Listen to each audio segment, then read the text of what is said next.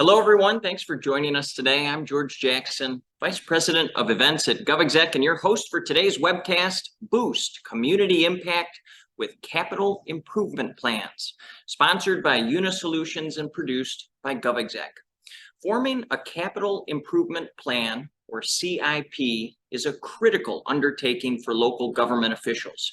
It centralizes essential information and streamlines a community's capital projects and expenditures. A CIP should align strategic planning with the capital budgeting process and reflect the changing needs, priorities, or funding constraints of an organization. There's a variety of formats and methods to choose from. So how can government officials select a plan that will maximize community impact and map an organization for future growth? Fortunately, we have a great guide today for this live program who can answer that big question and any other questions you might have along the way. So get busy there in the chat. We'll take questions as we go along here. But for now, I'm going to turn things over to Bob Cortland. He is Senior Solutions Engineer for Questica with Euna Solutions. He has more than a decade of experience working with technology companies. Bob also has a great background as a policy analyst. Bob, I hope I've pumped you up enough. Why don't you take it from here, sir? Thank you, George, for the introduction there, and thanks very much for the opportunity to present today on this very important topic. As George mentioned, we will be diving into capital improvement planning. Also note that as a follow-up to this session, we will be providing a formal white paper which covers the same topic in more of a written form as well. So if you'd like to see that PDF, it will be coming, following the session today. So with that, let's dive in. To cover our agenda, we're going to be covering the topic of capital improvement planning. So first and foremost, we need to define our subject. What is a capital improvement plan? Then we'll be highlighting some of the benefits and challenges that go into the capital improvement planning process, as well as the structure and the format to linking the CIP to a formal year-to-year capital budget. We'll also be driving through a quick proof of concept demonstration, showing how this can look by utilizing technology to carry out and produce the project proposals, approval process, and maintenance. And then finally, we'll wrap up with some Q&A and open discussion. I do aim to kind of end around the 45-minute mark, give or take. So we are in a position to give people some time back in their calendars. But if there is any questions that are unresolved, please hold those till the end as well, and we can jump into those and address them. So let's dive in.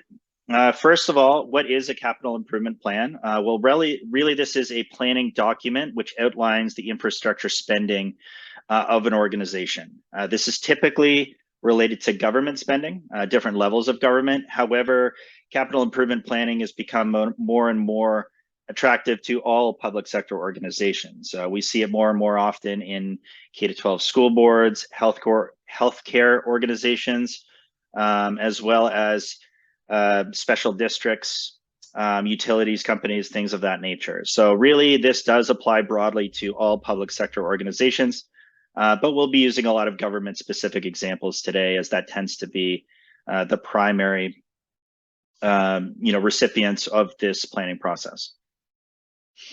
Now, looking at the history of capital improvement planning is kind of fascinating.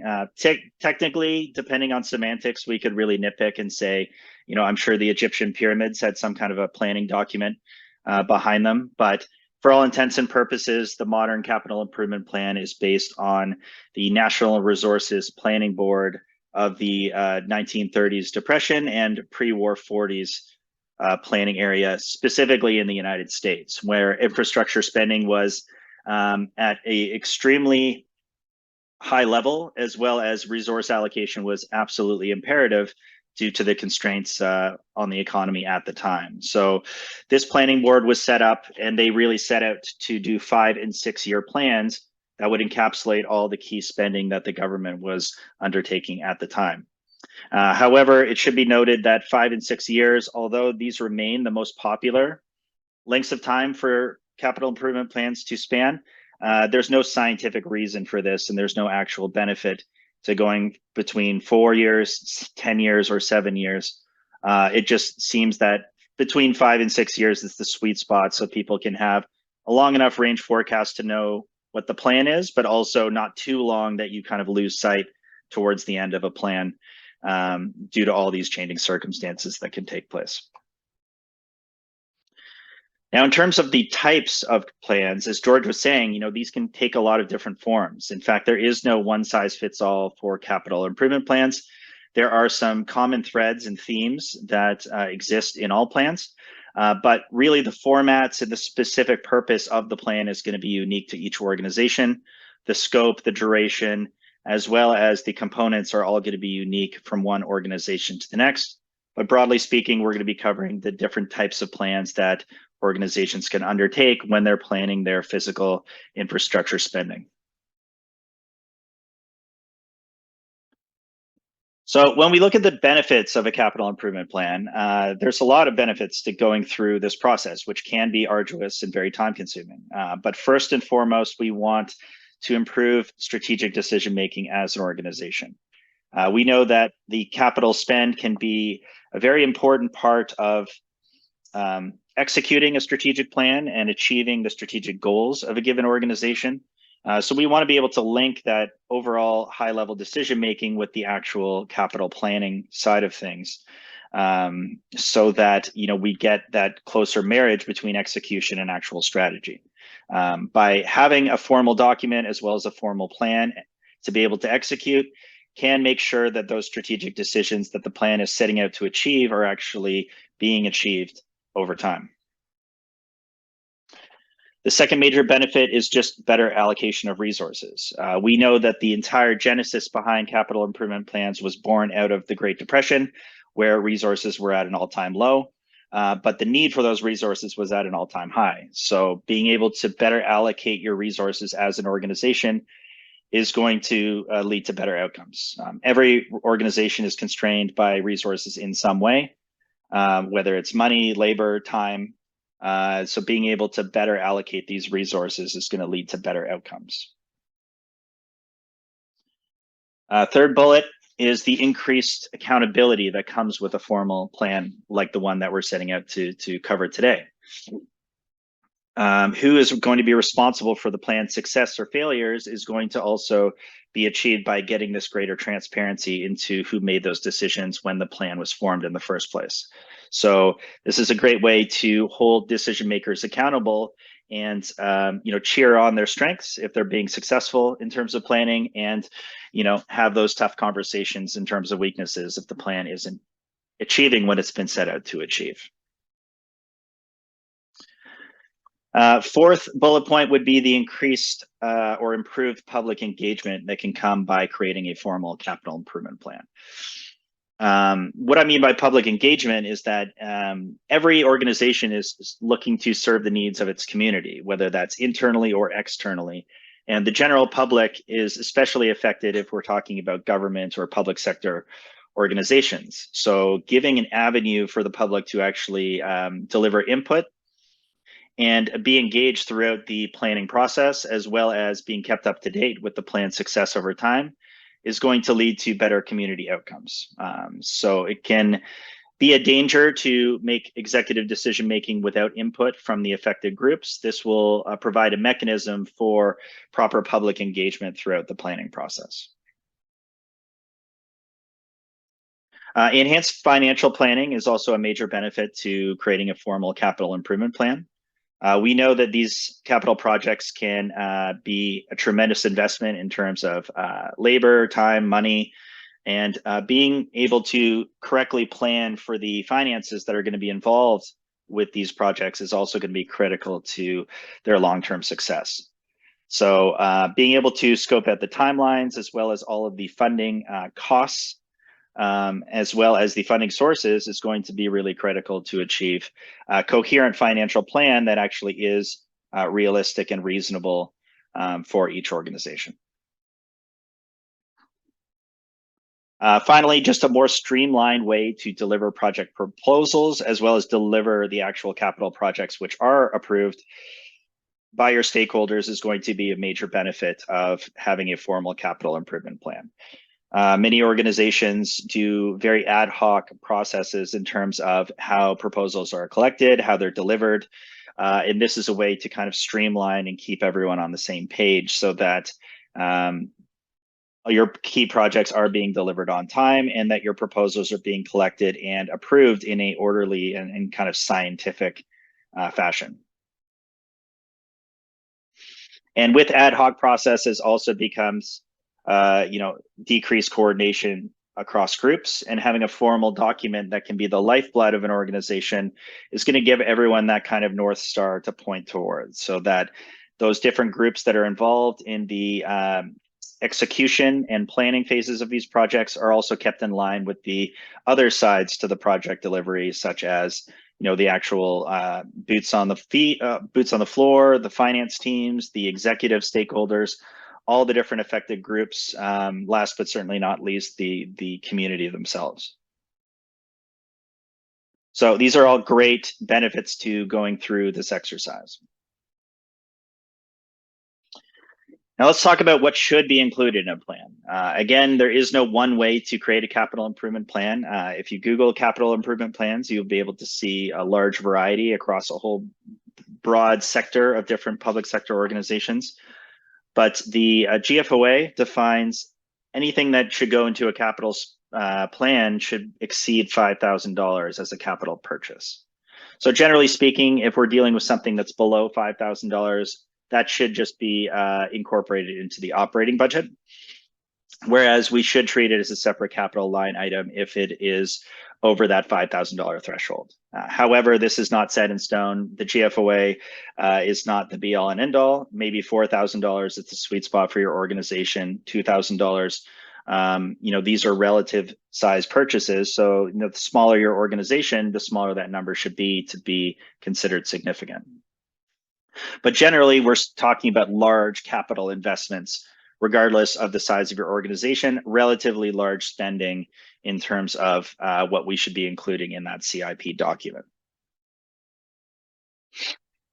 Now, in terms of definitions, every CIP needs to go to great lengths to actually delegate the different types of projects that it's looking to incorporate, to monitor, to execute. There is no one definition for types of projects to be included in a CIP. Some people will build bridges or roads or parking lots. Or we could just call all of those roadways, just relatively speaking, or call them asphalt projects because they all involve the same materials. So you need to come up with specific definitions for what each type of project is, and then how you define what actually fits into that bucket. By being able to go through this exercise, you can also start to determine, which are the types of projects that we're actually, giving privilege to over others, and should we adapt these definitions to either be more broad or more narrow, depending on, where those weaknesses may lie. You should always include for every project timelines and milestones. So how long is this project going to take? Throughout those timelines, what are the key milestones that are going to be achieved within each capital project? So for example, is there a planning phase? Is there a construction phase that begins, that ends? Is there a maintenance mode that the project goes into, or do we eventually, wash our hands and walk away from the project at some point in the future? These milestones need to be incorporated into the overall plan because they can be extremely critical to unlocking certain expenses and revenues when those milestones are reached. For example, when you start breaking ground for a construction project, that's going to incur all of those construction related costs, and that's going to require all of those construction related funds to be put into place to pay for those. Speaking of which, detailed costs are really critical to the success overall of a CIP.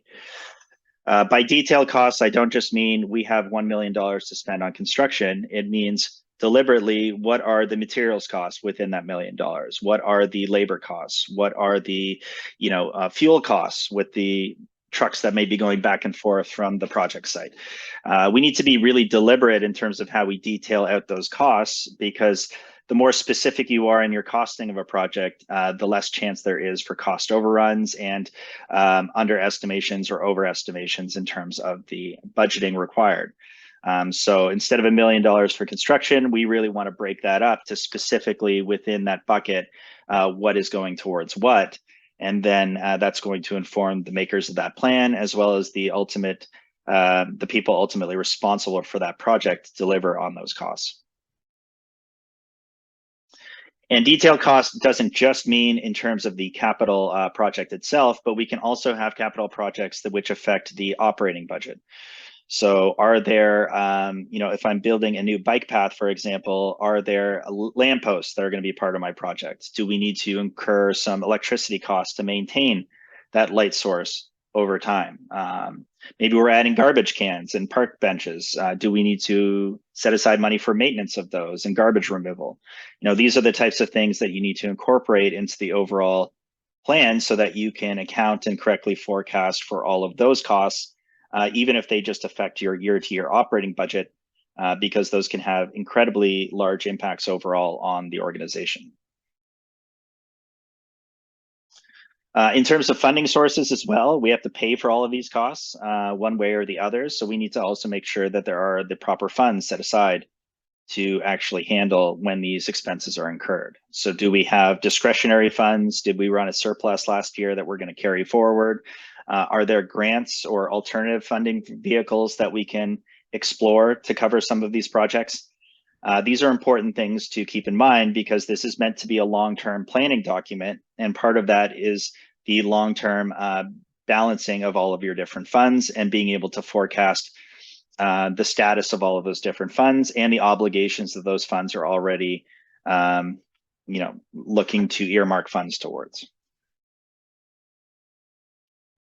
There are also some potential revenues that can come from some of these capital projects. If I'm building a stadium or an arena, then maybe I can charge ticket sales, or maybe we can have events at those arenas, which could generate potential revenue for the organization. So those should be factored in as well, but keep in mind, that's just one component of the plan, and we still have to get to that execution phase to actually start to collect most of those revenues in most cases. So that needs to be incorporated, but it can be a way to significantly mitigate some of those funding issues over time if you do have projects that are going to potentially bring in a large amount of revenue on their own. And then second to last point, but really should be one of the first things to think about when you're building a capital improvement plan, is what is our method for actually prioritizing the different proposals that are coming across our virtual desks. How do we prioritize what the best way to spend money is when we are living in a world of scarce resources? Well, that depends. What is the biggest challenge that faces your organization? Do you have a larger strategic plan that we want to link this investment towards? If so, then you can identify what are the key or most key areas of that strategic plan, and then identify a systematic way to rank which projects are going to most benefit whatever strategic priorities it is that you're looking to emphasize.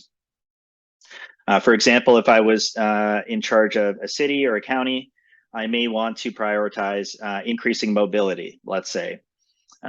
Maybe that's a big pillar of my strategic plan. Well, now we have to figure out which projects are going to increase mobility the most within my community. Do I want to build bike paths? Do I want to create more highways? Do I want to increase the size of parking lots or invest in public transit of some kind? There's no right answer to this question. It's going to depend on a whole bunch of different circumstances, but the key is that we have some kind of systematic method to prioritize which projects are going to have the most impact. And that usually means by linking it specifically to different metrics and KPIs that you're looking to measure things like mobility of your community in. And that really connects to that last point, which is we need a deliberate and specific link between the overall strategy of our organization as a pillar or as a unique emphasis on our capital improvement plan overall. Okay, so we know why plans are important and what should be in them, but let's talk about some challenges that come with creating a plan. First and foremost, there could be inefficient workflows. This affects a large number of stakeholders across the organization. We have our executive decision makers, we have our finance users, we have our project owners, we might have various departments, all with competing interests and agendas. And then we can also have very inefficient workflows, which lead to a cumbersome way to collect, analyze, and prioritize all of these different projects that we potentially could pursue.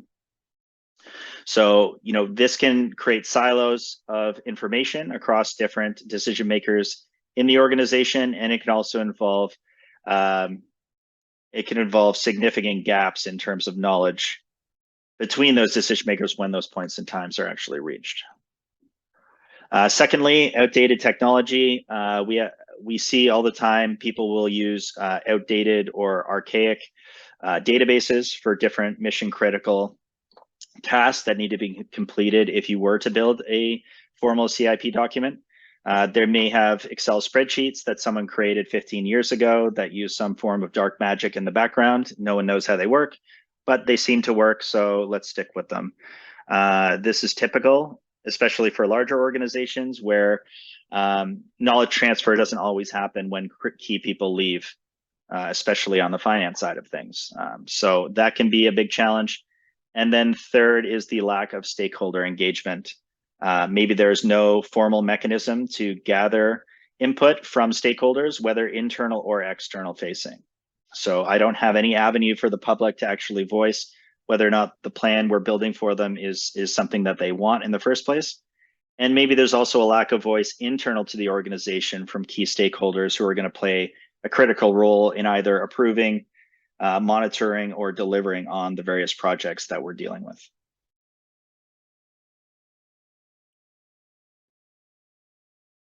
Overcoming the challenges. So we know that stakeholder engagement is critical to the success of a CIP. So one of the key ways to overcome that challenge is to make sure there's a deliberate mechanism to engage stakeholders early and often in the creation of a CIP. So whether this is things like surveys, whether we have public forums, town hall meetings, whether there's some online mechanisms that people can solicit feedback from and engage the public with. We want to make sure that you have a way to collect both quantitative and qualitative data from your key stakeholders, both internal and external to your organization. So that should be a deliberate part of the plan and should be emphasized throughout. A second bullet is, how are we prioritizing projects? Now, because there's no necessarily right way to do this, it's best to be objective, and it's also best to employ the use of councils or committees or groups of executives to make these decisions as a group, rather than centralizing the decision making in the hands of just a couple of decision makers. This is a way to also make it a little bit more democratic as a process, because you're opening the door to more input from these different people who are going to be potentially criticized or judged based on how they prioritized which projects got funding and which ultimately did not. But by linking that to the overall goals of your organization, and by having a kind of scientific approach to prioritize projects, you can have that transparent conversation with the general public. You also need a plan for funding. So we need detailed costs analysis, as well as funding vehicles that are going to achieve all of the different costs throughout a project's lifespan. So we need plans for funding in place. The best capital improvement plans also have some buffer, some contingency funds, some emergency funds that can also be broken in case of emergency, in case we ever do need them. So there should be some necessary buffer in place, because things will inevitably happen, and sometimes money needs to get shifted around due to unforeseen or changing circumstances. And then once you do have a plan, it's not like you just walk away and come back 5 or 6 years later. You want to implement the plan, as well as have monitoring mechanisms for the execution of the plan over time. So there should be a way to also engage these different stakeholders with updates as to how these different plans are actually happening. This can also be used through the use of like transparency sites, public forums, like we talked about, sharing updates with the plan, and reports analyzing and monitoring the progress, as well as the financial side and health of all of the projects within your portfolio. And modernizing technology can be a very clean and elegant way to help streamline and automate some of these different processes. So can we automatically send notifications and updates to project owners when it's their turn to do something, or to update a project's timeline and milestones? Can we automatically, share transparently updates through our public-facing website? If that's the case, those are great tools to be able to seamlessly keep the public engaged, while also controlling and implementing and monitoring your capital improvement plan over time.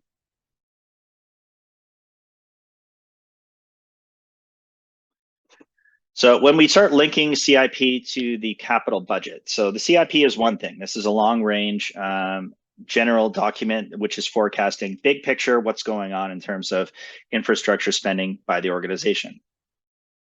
That is separate from the capital budget, which needs to be created each and every year, similar to our operating budget. So it's one thing to have our 5-year plan, but it's another thing to actually create the budget saying how much are we spending on our bridge or our parking lot this particular year. So there are key differences between these two things. And the reality is that we want them to be as close as possible, but things will inevitably happen. So as we're building our year-to-year capital budget, we don't just want to completely throw out all of that work we put into our formal CIP document.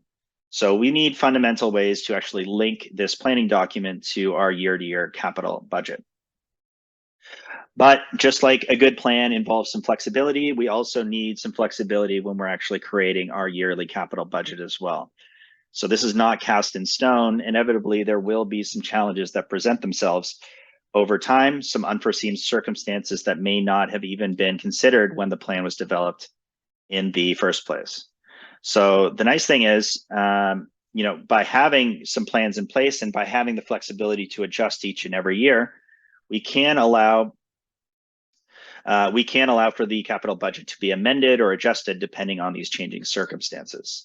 Examples of challenges would be things like cost of materials changing, cost of fuel or labor might change dramatically in a short amount of time. There could be a global pandemic, for example, which could really throw things for a loop in terms of the overall capital planning process. So we need to have that flexibility. And ideally, we also want your decision makers the ability to quickly adjust to these changing circumstances and to build new scenarios to say, what if the price of fuel were to double? How would that actually affect our capital budget this year? Well, we may want to reprioritize things and reduce the fuel consumption on the existing capital portfolio, just as an example. So by having this flexibility, each and every year, we can kind of adjust the plan as needed, while also continuing to hold all of those key findings from the plan in terms of overall strategic decision making, so that we're still reaping the benefits of that planning exercise in the first place. But we also have to face the reality that there is a capital budget to be created and adopted each and every year. So this does allow for some flexibility when you're going from kind of the theoretical to the practical.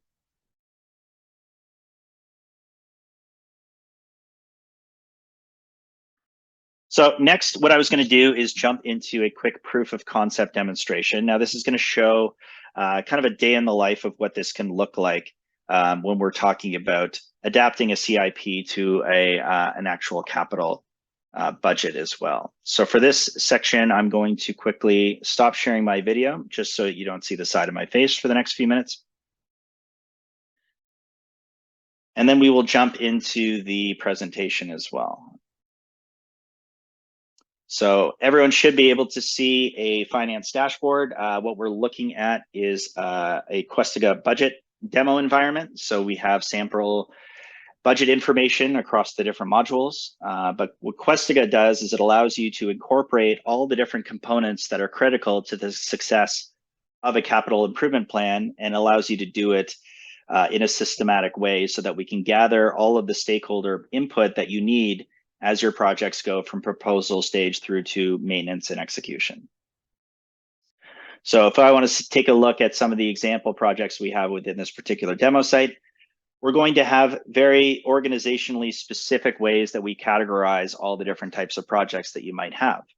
So you can see in this case, we have bridges, streets, environmental remediation, and so on. And this will allow me to easily separate out what are my bridge projects versus my others. And all of these different columns that are going to be key to classifying your projects are going to be unique to you. So it's incredibly important to be able to incorporate all the key differentiators that go along with categorizing and organizing your capital portfolio. Now, if I want to go into any of these particular projects, each one can have its own template, which allows you to collect information as well as produce information that's critical for the decision makers that are involved in the projects themselves. Do we need to come up with dashboards, for example, for updates? Do we need to send email notifications or reports to those decision makers? Maybe my project owner needs to get their expenses versus revenues report or their actual versus budget report on a weekly or monthly basis. Well, ideally, you want a system that can automatically send those types of notifications. Each project is going to have its own project template. This is an example of a form where we can collect not just the general project information, which is going to help us decide like which department and type is this project, but it can also capture descriptions and narrative type background information, which is going to help us kind of feed into that narrative piece. Because if we wanted to share this information publicly, we can have the system automatically grab these types of details and share them with the general public. What's the timeline for this project? What is it a part of? Does it feed into our larger strategic plan as an organization, and so on and so forth? Each project also has the ability to relate projects to one another, so that if I have projects that are sub-projects that roll up to a master level, or in this case, I might have a preceding project that has to happen before this project is enacted, we can keep track of all of that information. And crucially, we have a timeline, so all the historical data related to each project is also being tracked, because it's critical to be able to not only forecast into the future, but also retroactively be able to go back in time and say, what did spending look like in prior years, who were making the decisions regarding this project, and so on. And we stress the importance of being able to prioritize and rank your different projects. This is an example of a ranking system where we can have your committees, councils, or executives go through and assess the merits of each of these different proposals, so that at the end of the day, you may have an overall rank or value score that you can use to inform the decision of, which of these different projects are we going to move forward with, and which do we maybe want to table for another time or reject entirely on their merits. As well as the ability to identify those project milestones. When does construction start? When does it stop? What are those key dates, and when are those key funds and expenses going to be unlocked related to those milestones? So we can give your project owners an ability to update those milestones as they take place, as well as update any kind of project images, schematics, AutoCAD drawings. These can be important to include in the overall proposal template, so that your decision makers can see the entire kind of business case that's being put forth by your project owners. Any file type can be supported, at least within Questica budget. And we also allow for an interactive map of where exactly in the world your project is going to take place. So if I want to, take any random place, let's go to Chicago, for example, we can go all the way down to the street level to map out exactly where in Chicago our project is going to take place.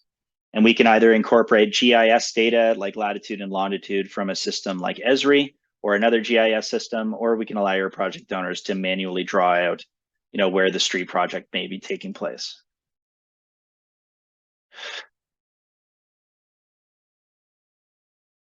And then in terms of the financial picture of the project, we can allow your users to look at the budget at a high level, as well as forecast as far into the future as you'd like, depending on the lifespan of the particular project that you're working on.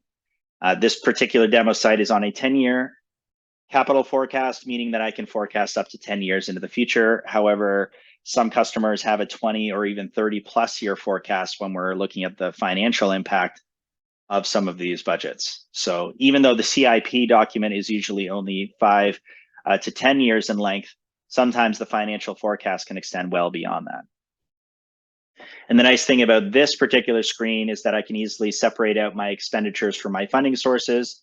And within each of these buckets, we can also expand each of the line items to see exactly what the individual details for each of these costs look like.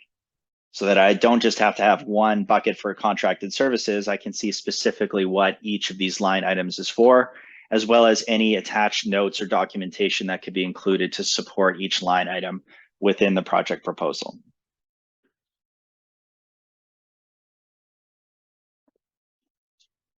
And of course, if users did need to fill in additional details, then they could easily add the button and put in the description or the notes, or attach the documents that are going to support this additional expense in this case.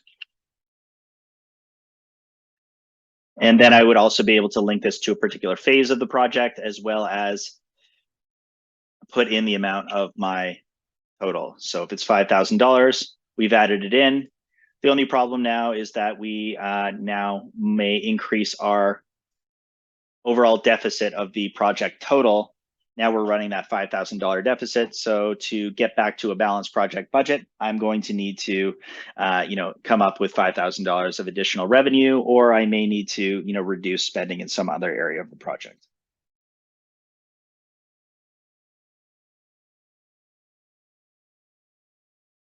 Finally, we do want to sync with your financial system. So bringing over the actual costs is going to be imperative to tracking the financial success of the organization. So we can automatically bring over actual costs from your ERP system or your financial system, or if you have a project management system, this can also feed some of the key project details over time and allow us to prioritize spending and make budget adjustments and amendments as we're creating each year's capital budget.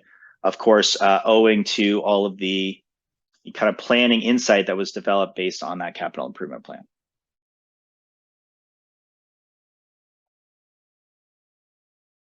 And in terms of more advanced functionality, sometimes users will need to add what are called calculations to their budget.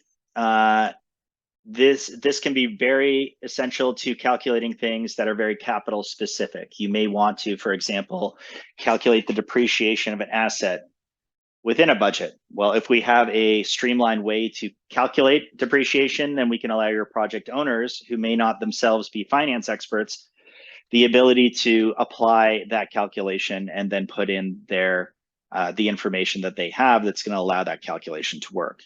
What is the asset that you're calculating depreciation on? How many of the assets are there, or how large is it? Those types of things can dictate how we're going to calculate depreciation. Additionally, I may want to amortize a loan to support this project. After all, we need funding, so let's take out a loan. Well, what would that loan repayment schedule look like?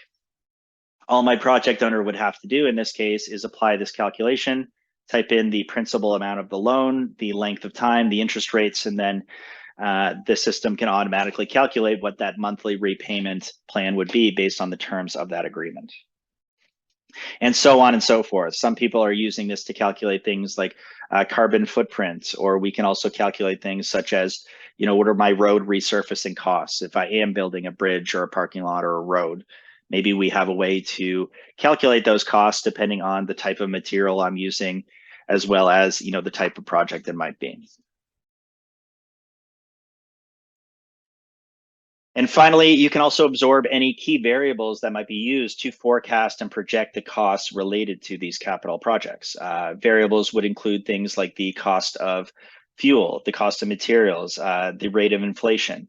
These can be very critical when we're adjusting and building out the year-to-year capital budget, because of course, when we're developing our CIP, we have no idea what the price of fuel is going to be, 5 years from now, or what inflation will look like. And we know certainly in the last few years that these are both subject to wild fluctuations. So we need to be able to account and adjust when these variables inevitably change over time. But we can give you places to keep track of all those key variables, as well as all the key statistical data that we want to capture to measure the overall success and impact of these projects over time. By rehabilitating this street, what are the actual improvements that we're going to offer our community?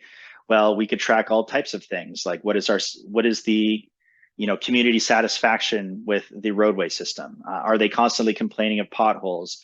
Well, maybe projects like these can help to satisfy and reduce those number of complaints or that public perception of poor infrastructure. And then finally, we need that kind of systematic way to approve and build each capital project so that you can see in this particular example, we're at the finance review stage, but you can see that we've already passed through 4 different stakeholders to get here. So we had our original department user who submitted to their manager, who submitted it to a director, who submitted it to a budget committee. And now we're finally at the finance stage. But each of these stages offers the opportunity for those stakeholders to give their inputs, to leave notes or comments, as well as to either promote or demote a project throughout the approval process or send it back for changes. And a good system should also allow your stakeholders and decision makers the ability to collaborate so that we can automatically send notifications like the one here that could trigger email notifications or send calendar invites when it's time for like our committees to meet to decide which projects are ultimately going to move forward and which are not. So quick insight there, what the keys are to any solution that's going to be successful is flexible, is configurable, and the plan is always subject to change. So you should also have the ability to change whatever that process looks like guiding them. So thought I'd show that as a quick proof of concept. To wrap up, let me just go ahead and start sharing my video again.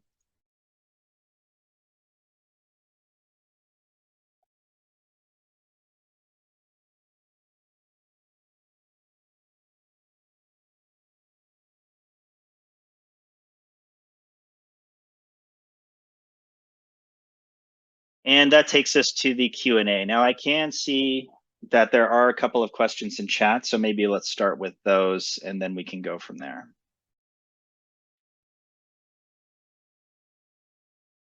So, oh, sorry, George, go ahead. Yeah, if you want me to jump in, sure. Let me start with one here. You mentioned that detailed costs are critical to the CIP. Should these folks be overestimating costs in order to kind of protect themselves down the road?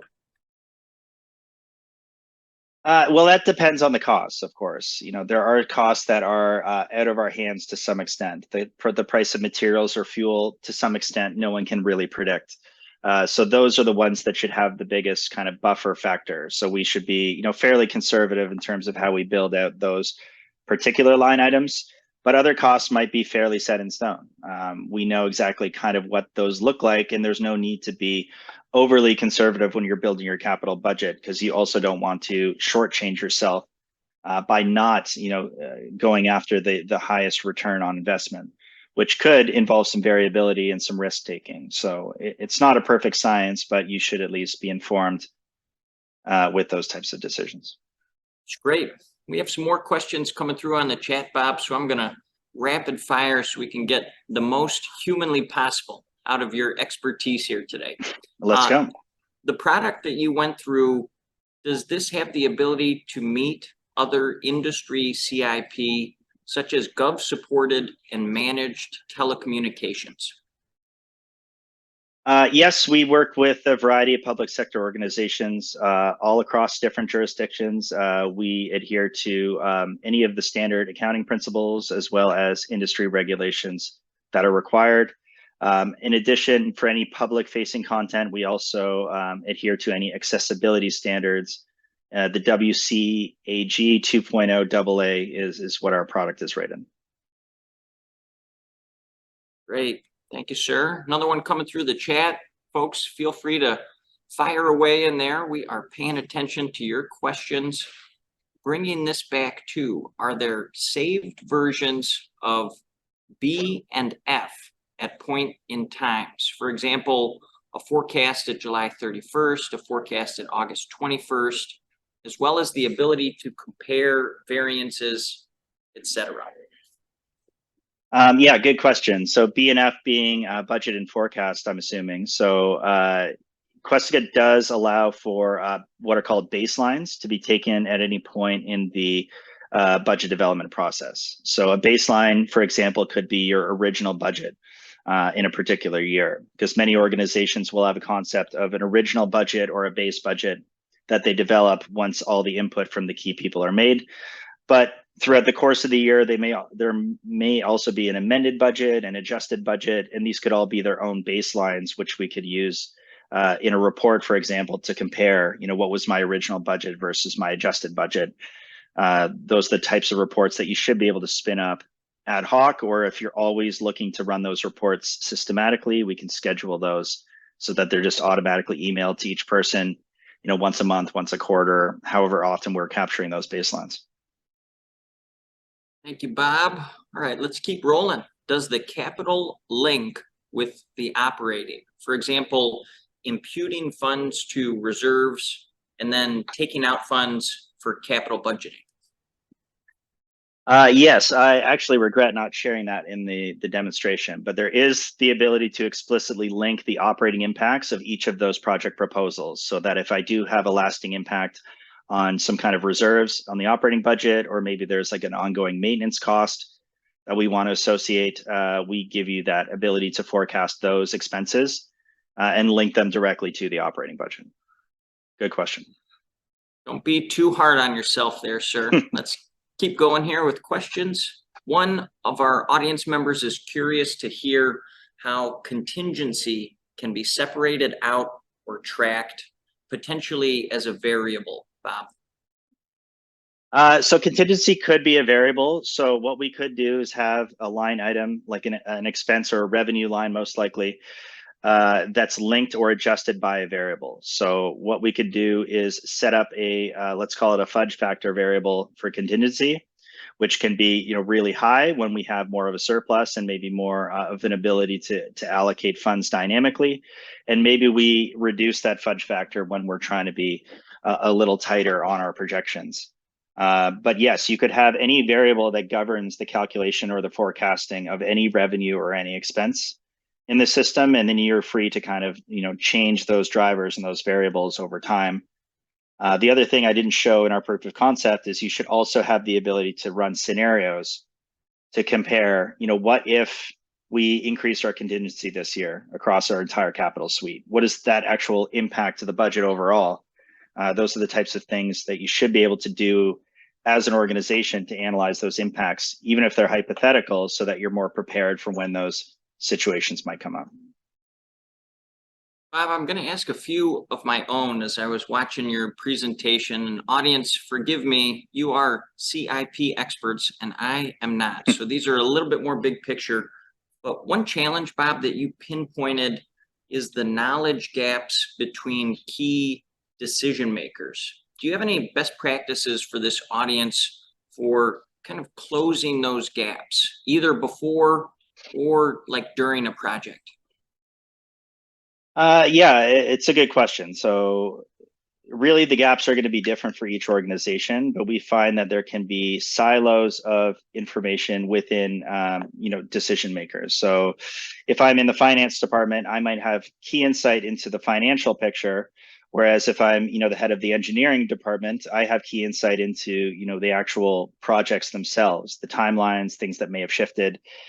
Depending on the size and the scope of the organizations, these silos can divide key knowledge that could be important to planning and executing these projects. So a best practice would be to have some kind of system where people can go in and be on the same page in terms of, seeing what the status of these proposals might be, if we're still in the proposal stage, or if we're in the execution stage, being able to keep tabs, how is our street project doing?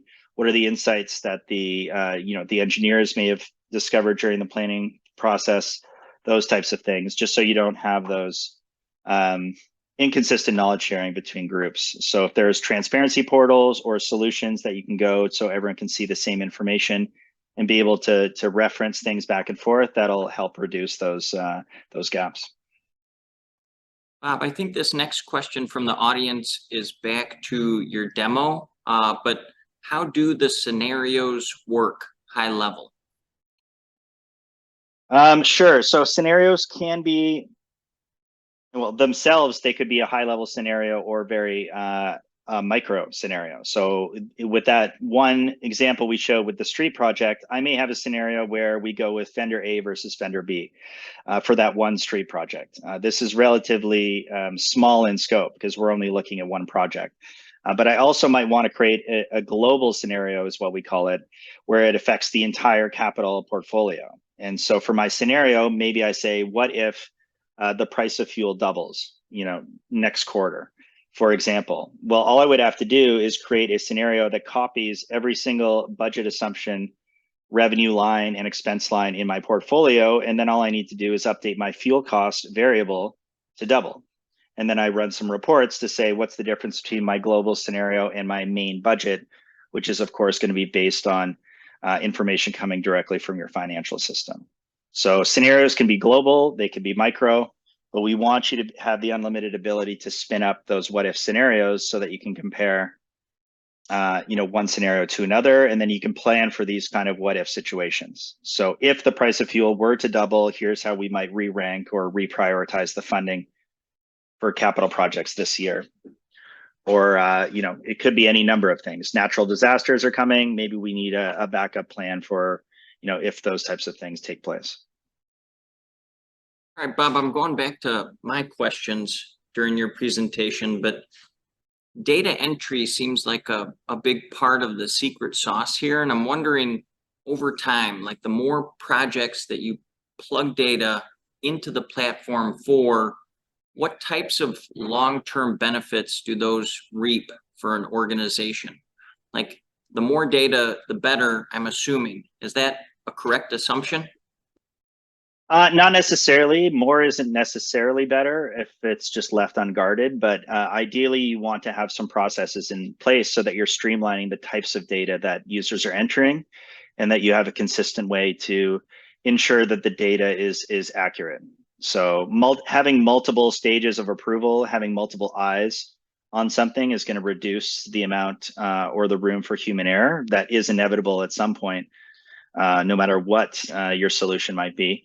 But at least you can mitigate for those things and go back and change a mistake that may have been made in error. But in terms of data hygiene, you can also streamline how different types of data are input in the first place. So things like required fields, dynamic fields, drop-down fields, these can help ensure the overall hygiene of your capital plan. So in that example that I showed, your street projects could have a template that looks completely separate from your new buildings, for example. The types of information you want to capture for bridges might be different than buildings. So you might have a completely different template for each, but if my bridge builders or my building builders are going to have a systematic way to put in the key data that I need to collect when we're reviewing and monitoring the success of our capital budget, then that's a key way to be able to do that. Well, Bob, we've pretty much run out of time here, so I'm going to ask you maybe one final question with two parts. I see your email address here on screen. First off, is that the best way to reach you if people have questions that we didn't answer here today? And then two, sir, any final thoughts that you wanted to share with the audience today? Well, first of all, just wanted to thank you again for allowing us this opportunity. That email address is absolutely fine. If anyone has any general questions or they have any kind of follow-up that they'd like to do, please send me an email. I do see one outstanding question from the audience that we did not get to. So let's say, what is the GFOA? I apologize for using acronyms. That is the Government Finance Officers Association.